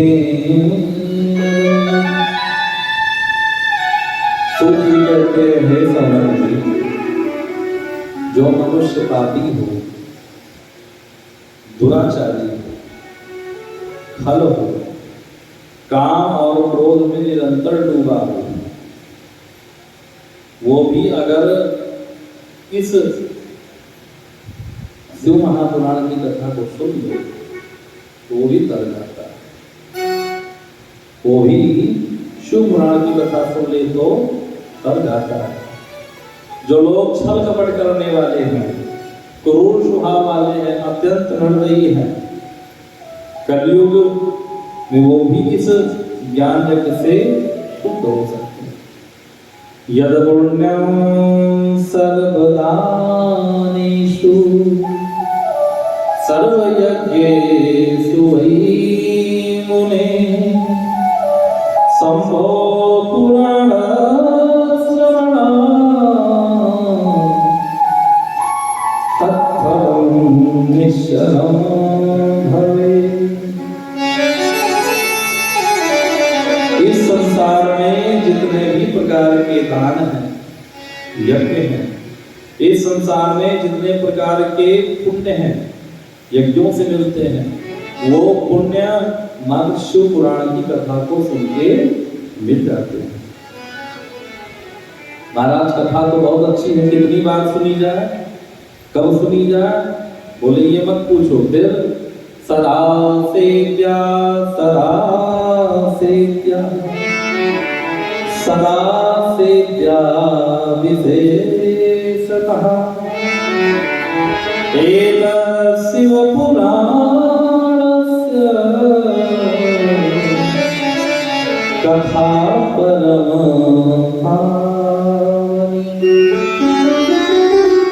ये शिव पुराण की कथा हमेशा सुनना चाहिए।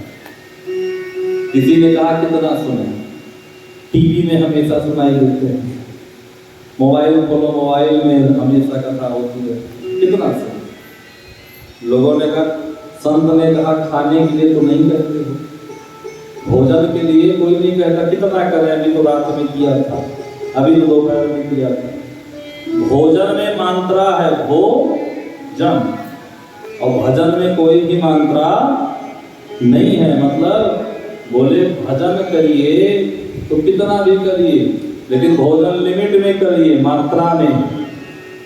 भजन में कोई भी लिमिट नहीं है। सदा सेव्या सदा सेव्या सदा सेव्या से होगा क्या? बोली जो कथा है ये परम पावन है।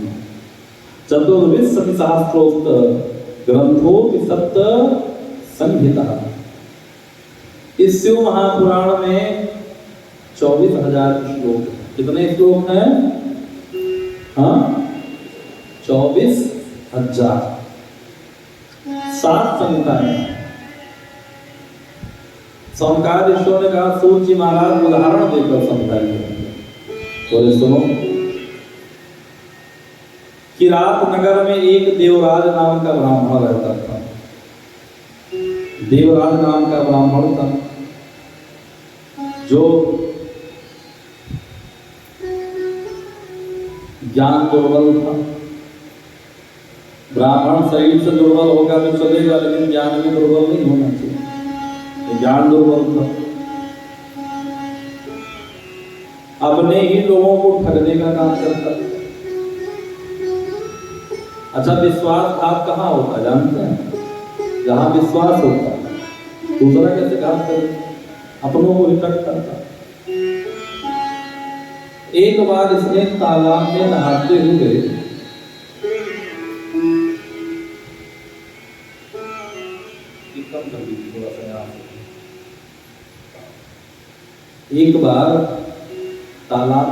हुए एक शोभावती नाम की स्त्री को इसने देखा। और जो शोभावती को इसने देखा, अरे इतना भी न कम कर लीजिए कि आवाज बना होगा। तो जो नहाते हुए इसने देखा तो ये उसके पीछे पड़ गया। वेश्या के पीछे पड़ गया। इसकी पत्नी है, बेटा है, लेकिन अपनी संतान को छोड़ करके भी उस वेश्या के चक्कर में पड़ गया। और व्यक्ति पापी होने पे कितना पापी हो सकता है, कितना भक्त हो सकता है, ये शिव पुराण की कथा में देखिए। इतना होने के बाद भी रख लिया, अपनी पत्नी को, अपने बच्चों को, परिवार को, माता पिता को छोड़ दिया। लेकिन एक दिन वेश्या ने समझाया तो इसने अपने माता पिता का ही सर काट दिया, माता पिता का वध कर दिया, पति का वध कर दिया और पूरे परिवार का वध करके उस वेश्या के साथ रहने लगा। एक दिन वेश्या ने भी इसे घर के बाहर का रास्ता दिखा, घर से बाहर भगा दिया। एक दिन ये प्रतिष्ठानपुर प्रयाग पहुंचा, प्रयागराज। जो प्रयागराज पहुंचा वहां एक संत शिव पुराण की कथा कर रहे थे। बहुत सारे लोग बैठे थे, कथा हो रही। इसका मन कथा सुनने का तो नहीं है, लेकिन भूख प्यास से तड़प रहा है, तो इसे लगा कि पूजा के बाद तो प्रसाद मिलता है, अभी मिलेगा। बैठ गया ये वहां पर। बुखार चढ़ गया, बुखार से परेशान था, संतुष्ट था। कथा पूरी हो गई और कथा सुनते सुनते ही ये मर गया, इसका शरीर छूट गया। जो कथा सुनते सुनते मर गया ये, तो इसे लेने के लिए यमदूत आए। उधर से भोलेनाथ की भी गण आ गई।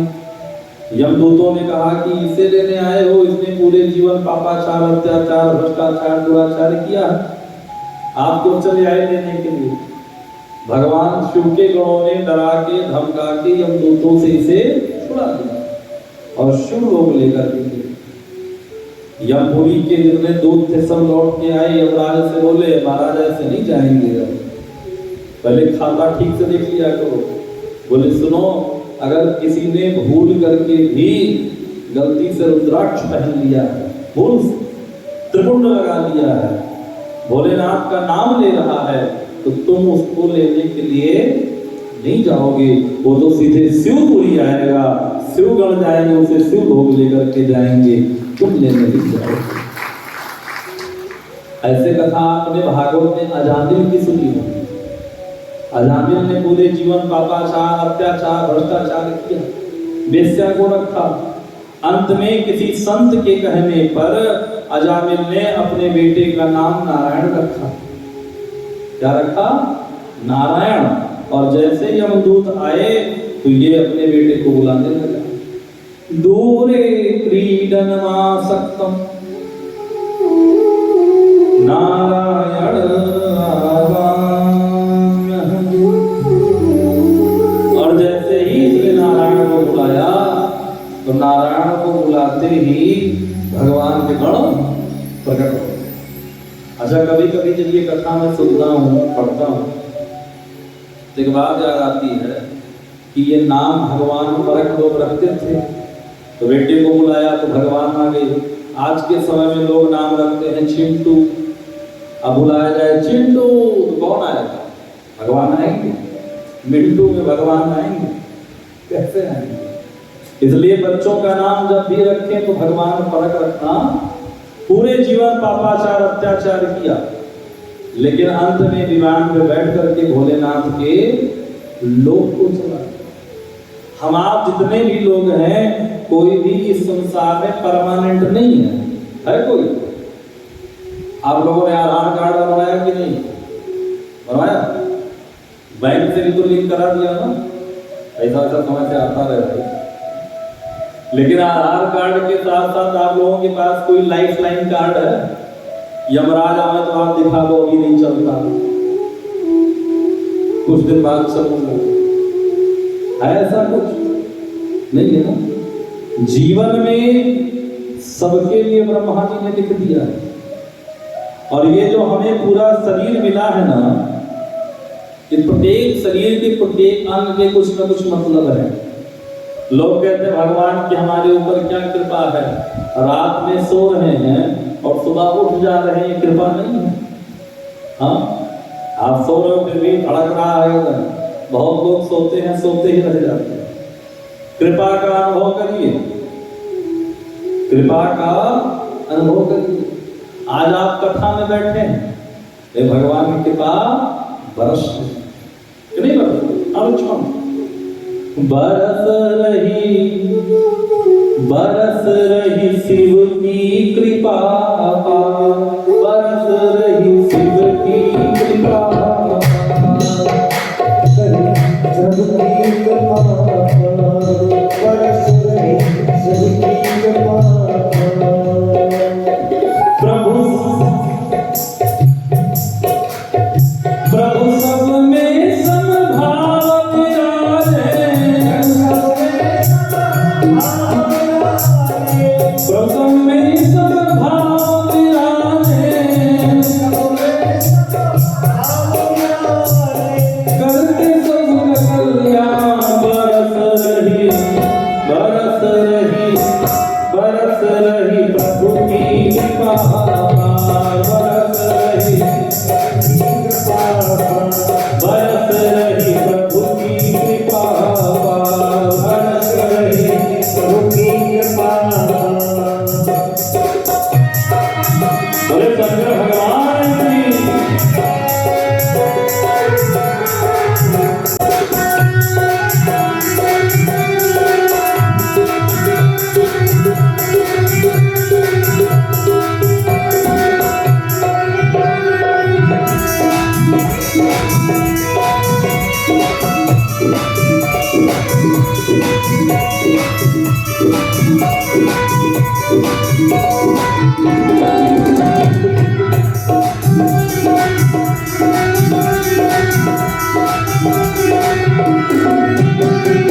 कान में सत्संग सुनने को, नयन में दर्शन करने को, सत्संग करने को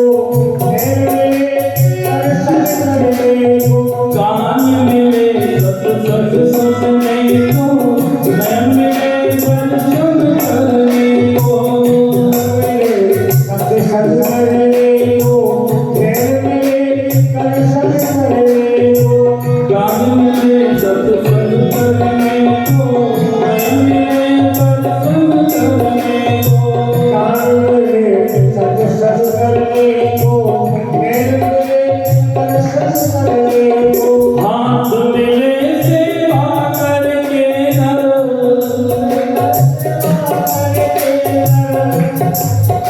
इनका माइक दे दो भाई, बोला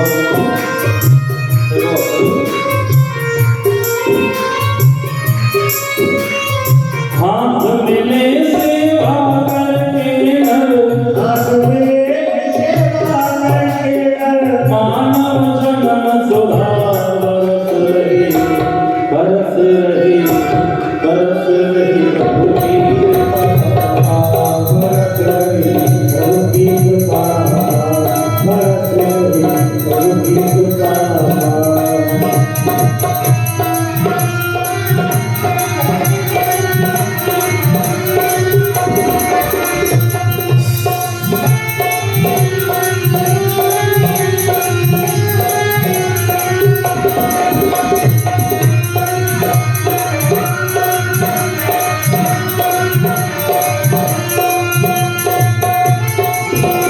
बोले शंकर भगवान की। जितने भी शरीर के अंग मिले हैं, जितने भी अंग प्रत्यंग मिले हैं, ये क्यों मिले हैं? ये सब भगवान का दर्शन और भजन के लिए मिले। भगवान का नाम शिव कितने अक्षर का? शिव में कितना अक्षर? 2। कितना? 2। और हमारा देख लीजिए पूरा अंग, बाल, अरे बोलते रहिए ना, बाल 2 अक्षर, माथा, भाव, आंख, नाक, दाढ़ी, मूछ, दाढ़ी मूछ वाले बोल रहे हैं, 2 अक्षर है ना, जीभ, दांत, पीठ, पेट, पैर, नख, सब 2 अक्षर है ना। लेकिन जब हमारी बहनें जाती हैं मायके और वहां से आती हैं तो नथुनी मिलती थी, पहले मुंह दिखौआ में सास देती थी, तो सबको दिखाएं कि सास ने मुंह दिखौआ में नथुनी लिया है, आप विचार करो, भगवान नाक ही ना देते नथुनी कहाँ पहनती? हाँ, भगवान कान ही नहीं देते तो बाली कहाँ पहनती? प्रत्येक अंग भगवान ने काम के लिए दिया है। क्यों मिले हैं? कान मिले सत्संग करने को, नयन मिले दर्शन करने को। ये कान मिले हैं सत्संग सुनने के लिए। एक बाबूजी ने कहा, महाराज जी आप नहीं जान पाए। मैंने कहा क्या? बोले कान मिले हैं चश्मा का खूंटी फंसाने को। अरे कान इतने सुना जाता है, इतना बड़ा क्यों लगते? बोले चश्मा का खूंटी फंसाने को। आंख मिले हैं भगवान का दर्शन करने के लिए। हाथ मिले सेवा करके नर, मानो जन्म सुधार। हाथ मिला है कि भगवान की सेवा की जाए। जीव मिली हरि नाम जपन को, और बुद्धि मिली है श्रवण मनन को। श्रवण मनन अध्ययन करके हो जा भव से पार। प्रत्येक शरीर के जितने अंग हैं सब भगवान की कृपा से है। आज देवराज नाम की इस व्यक्ति ने कुछ नहीं किया, कुछ किया? कथा चल रही थी, जाकर के बैठ गया, कथा में बैठ गया। जितने लोग कथा में बैठे हैं सबका उद्धार है। हमारे महाराज जी कथा सुनाते हैं, हमारी माताएं बहनें की धार्मिक ज्यादा होती हैं, यही कथा सुनती जाती है। एक दिन माता जी ने सोचा है कि क्यों ना पतिदेव को भी कथा भेजें। पतिदेव से बोली, सुनो जी हमें घर में बहुत काम है, आज जाओ तुम कथा सुनो। पति ने कहा वो हमको कथा, अरे जाइए आप सुन के आइए। और सुनिए, सुन के ना आइए, जो सुने होंगे वो शाम को हमें बताइएगा। अपरदेव का मन तो कथा में लगता नहीं था, गए तो खंभा पकड़ के बैठ गए। अच्छा, जब इनको देखा तो सबने पंडित जी को बताया कि बड़े नास्तिक हैं, कहीं जाते रहते नहीं कथा में, थोड़ा सा सम्मान कर दीजिए। तो पंडित जी ने कहा आइए आइए, बैठिए बैठिए। तो बड़ा पसंद हुआ, बैठा, सो गया। कथा होने लगी, अब वो तो सो गया। जब कथा समाप्त होगी, प्रसाद मिलने लगा, तो प्रसाद पंडित जी ने दिया और कहा बहुत सुंदर, कल फिर आइएगा। कल अब ये घर गए, इनकी पत्नी ने कहा कथा सुना है? बोले हाँ। क्या सुना? आपको सुना हो तब बताए, तो सो गए। बोली बताइए। बोले कल बताएंगे आराम से, खा पी के सोने को। और आज हम अकेले सोएंगे कमरे में। और जिसमें ये खजाना रखे थे उसी कमरे में सोने गए। बिस्तर पे लेटे और मन में सोचने लगे, कल जब सुबह पत्नी पूछेगी तो क्या कथा बताऊंगा। तो याद करने लगे कथा में हुआ क्या था। तो कथा में क्या हुआ था? आइए आइए, बैठिए बैठिए, कल फिर आइएगा। अब यही ये बोलने लगे लेटे लेटे। तब तक इनके घर में चोर पहुंचे। और पहुंचे? चोर। और जैसे चोर कूदे तो इन्होंने कहा आइए आइए। चोरों ने कहा लगता है सेठ ने देख लिया क्या। चोर जाने लगे वापस, बोले बैठिए बैठिए बैठिए। चोरों ने कहा बैठ जाओ, नहीं देख लिया है। कहा बर्बाद, चोर बैठ गए। अभी फिर सोचना कि आगे का शब्द क्या था? जाइए जाइए। चोर उठ के जाने लगे, बोले जाने का ना, चलो चलो भागो। जाने लगे, बोले कल फिर आइएगा। चोर ने कहा आप तो मामला गड़बड़, ये तो देख लिए हम। चोर आया, चरणों में गिर गया। ये देख के बोले भैया कौन? चोर ने कहा अरे अब हम कौन, ये छोड़िए, आप तो सब जानते हैं, अंतर्यामी है। बाबा हमारा नाम मत दीजिएगा, और ये देख के जो हम और जगह से चुरा के लाए वो भी आपको दे देगा। इस व्यक्ति की जिंदगी बदल गई कि केवल 2 मिनट का सत्संग, मैं सत्संग में गया, सो गया, लेकिन आज करोड़ों मेरा बचा लिया। अगर कहीं पूरी कथा सुनता तब क्या होता? कहीं पूरी कथा सुनता तब क्या होता? तो आंख मिले दर्शन करने को, कान मिले हैं श्रवण करने को और हाथ मिले सेवा करके नर मानव जन्म सुधार बरस रही शिव की कृपा। आप लोग अस्पताल गए? क्यों अस्पताल गए कि नहीं? अच्छा, स्वयं में बीमार हुए हो, किसी को देख रहे तो गए होंगे। अस्पताल में आपने सबको भर्ती हुआ देखा होगा, लेकिन कभी आपने इनको नहीं देखा होगा। इनका मतलब समझे ना? जो ताली बजाते हैं, कितना लोग, क्यों? क्योंकि ये हमेशा ताली बजाते रहते हैं। सुबह आप देखिए बाबा रामदेव भी आते हैं, कहते हैं ताली बजाओ, ब्लड सर्कुलेशन अच्छा चलता है ना? इसीलिए कथा में जरूर बैठ के ताली बजाना चाहिए, इससे किस्मत का ताला खुलता है। बोले शंकर भगवान की जय। और जब जय बोलिए तो दोनों हाथ ऊपर कर दीजिए।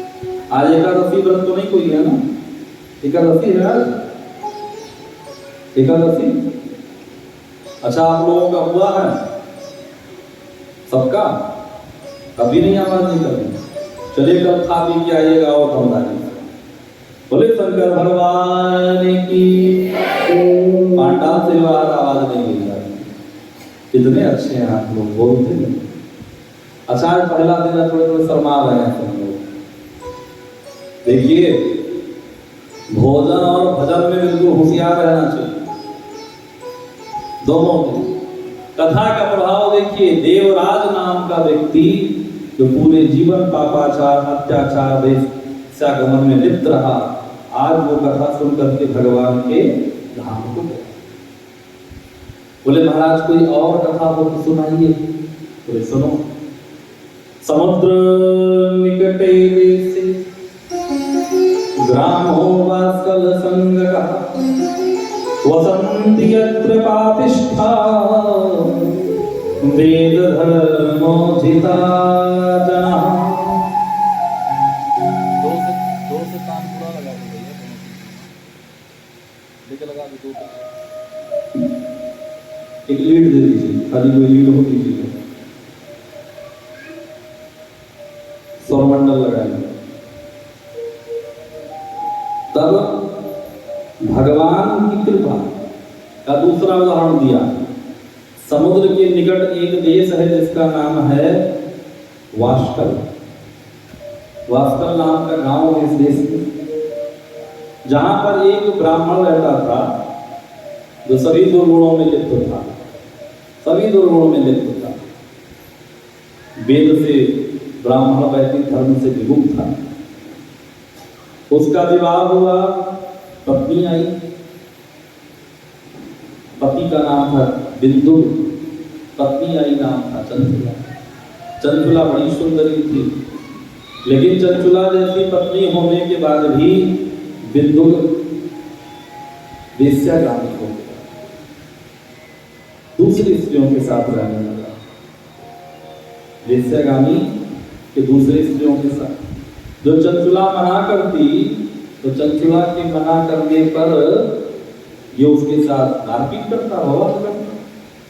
बहुत समय ऐसे बीता तो पत्नी क्या करे, इसने भी कुमार का रास्ता अपना लिया, किसी के साथ रहने लगी।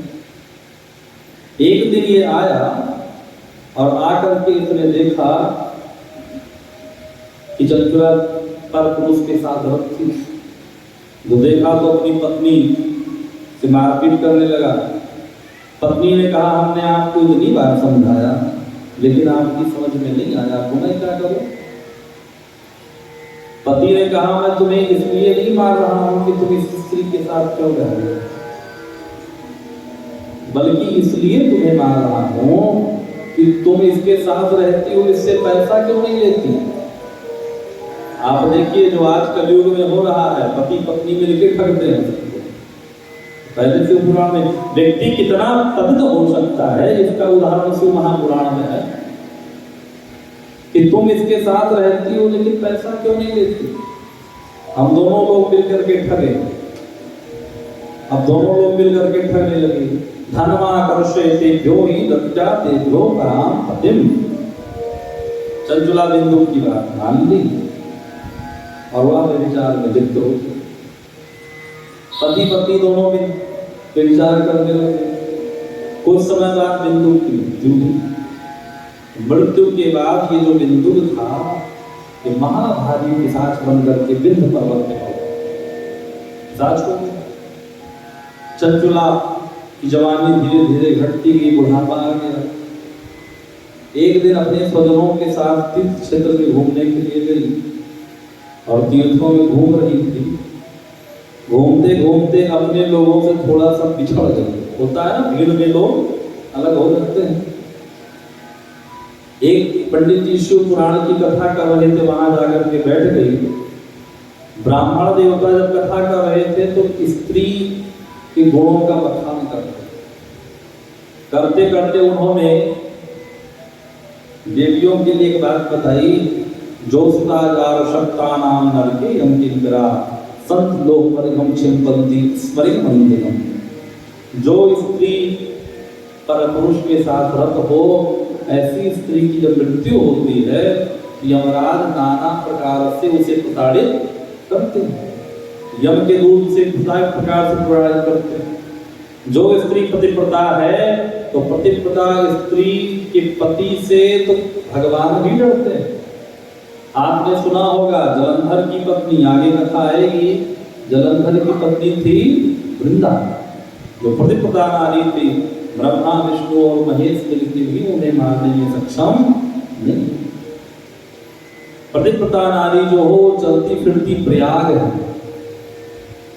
वर्णन कर रहे थे, जो इसने सुना तो रोने लगी कि हे ब्राह्मण, मैं अपने धर्म को नहीं जानती थी, इसलिए मेरे द्वारा यह दुराचार हो। हे स्वामी, मेरा उद्धार कीजिए। पंडित जी के चरणों में गिर गई जाके। पंडित जी ने कहा, देखो देवी, तुमने ना जानने के कारण अपनी हानि कर दी, लेकिन अब तुम मेरी शरण करो, निश्चित है तुम्हारा कल्याण होगा। चंचुला कहती, महाराज जी, थोड़े से सुख के लिए मैंने अपने हित की हानि कर दी। अब मुझे नरक में घोर कष्ट को सहना पड़ेगा। मेरी उंगली थोड़ी सी कट जाती तो मैं चिल्ला उठती। यमदूत जब मुझे पीटेंगे जो मैं ये सोचती हूँ तो मेरा शरीर कांपने लगता है। महाराज जी, मेरा उद्धार करिए। किम करोमि क्वा रक्षां कम वा शरणमाश्रये। मैं कहाँ जाऊँ, किसकी शरण में जाऊँ? महाराज जी, तुमेव ही गुरुर्ब्रह्मा माता त्वं पिता उद्धरो धर्मान् त्वमेव शरणं गता त्वमेव शरणं गता। हे ब्राह्मण देवता, आप ही मेरी माँ हैं, आप ही पिता हैं, आप ही बंधु बांधव हैं। आप मेरा कल्याण करिए। गुरु जी, आज मुझे आपके सिवा दूसरा कोई सहारा नहीं मिलता।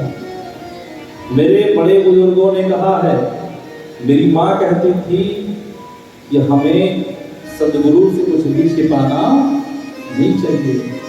और गुरु जी, आपके सिवा मेरा कोई नहीं। ओ मेरा कोई ना सहारा बिन तेरे, ओ मेरा कोई ना सहारा बिन तेरे। गुरुदेव